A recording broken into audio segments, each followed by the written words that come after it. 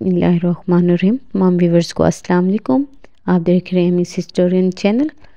अगर देखा जाए तो इंसानी इर्तिका के सफ़र में कई ऐसे अजायबात नज़र आते हैं जो हमें मुअम्मे की शक्ल में मिले हैं, जिसे देखकर आज तक इनकी तमीरात का मसला हल नहीं हो सका। इसलिए हम आज आपको दुनिया का अजूबा यानी माचू पिचू के शहर के बारे में बताएंगे।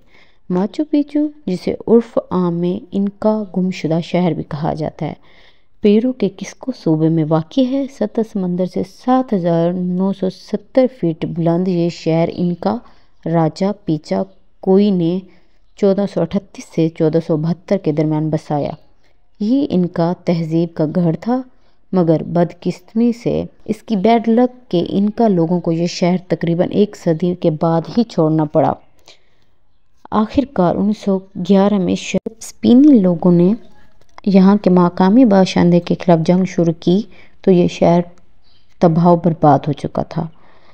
आखिरकार 1911 में इस शहर को इस वक्त बैनुल-अक़वामी शोहरत मिली जब अमेरिकन तारीखदान हरम बंगम ने इसे दरियाफ्त किया।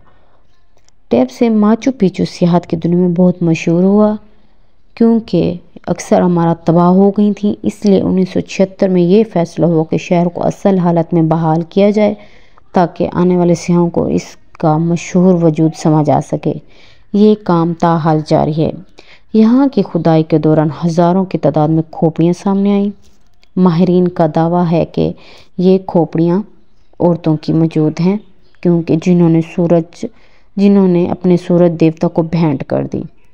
इसके अलावा यहाँ पर एक जंगल था जो तबाहशुदा इमारत के अलावा इसमें आबादात, गायें, मकबरे, पत्थर के वाटर बेसिन और हज़ारों पत्थर सीढ़ियाँ भी शामिल थीं जो कि मिली गईं, जो पहाड़ी शहर के कई एक शहरों तक जाती थी।